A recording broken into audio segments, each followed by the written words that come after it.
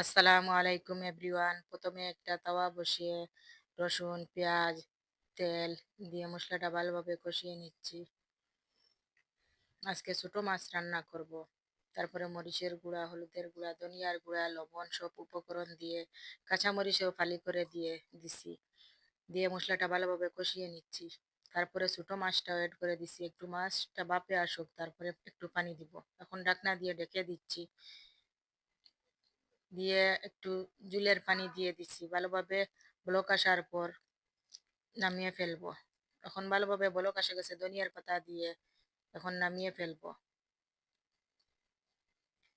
তারপরে একটা fry pan বসিয়ে করলা ভাজি করব।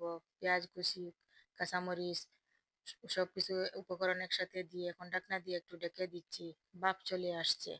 এখন ঢাকনাটা সরিয়ে নিচ্ছি, যে পানি যেগুলো আছে সবগুলো টেনে শুকিয়ে যাক, তারপরে নামিয়ে ফেলবো। এখন পানি ভালোভাবে শুকিয়ে গেছে, এখন আমার করলা ভাজিটা হয়ে গেছে, এখন নামিয়ে ফেলবো।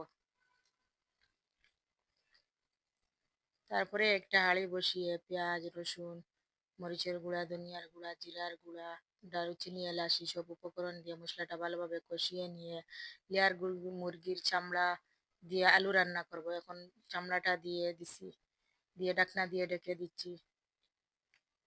দেওয়ার পর খুব বেশি পানি বের হয়ে আসছে, আমি কোনো পানি দেই নাই। এখন আলু দিয়ে অ্যাড করব। আলু অ্যাড করে দিয়ে ঢাকনা দিয়ে একটু ঢেকে দিব, তারপরে জল দিব।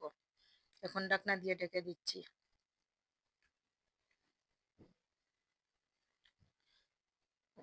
এখন আলুটা একটু সিদ্ধ হয়ে আসছে, এখন জলের পানি অ্যাড করে দিচ্ছি, দিয়ে আবার ঢাকনা দিয়ে ঢেকে দেবো। ভালোভাবে সিদ্ধ হওয়ার পর নামিয়ে ফেলবো।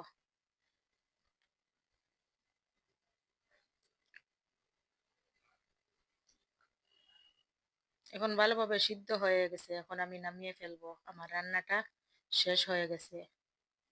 যদি প্লিজ আপনাদের ভালো লাগে তে আমার লাইক করবা, সাবস্ক্রাইব করবা, আমার পাশে থাকবা। আজকে আমরা সুরমা ব্রিজে যাব, একটু বাইর হচ্ছি বিকালের দিকে। এখন একটা রিক্সাতে উঠিয়ে আমরা যাচ্ছি। অনেক দূর আসে আমাদের বাসা থেকে। এটা সুরমা ব্রিজ বলে, এটা আমাদের মুসাইদি ব্রিজ বলা হয়। এটা অনেক বড় একটা ব্রিজ। এটা বিকালের দিকে গেলে ভিউ অনেক ভালো লাগে। যদি আপনাদের যদি ভালো লাগে তো আপনারা যাবেন।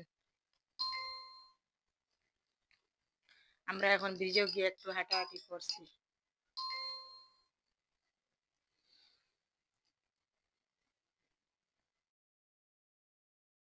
নিচে নদী, নদীতে পানি একটু শুকিয়ে গেছে। এখন তো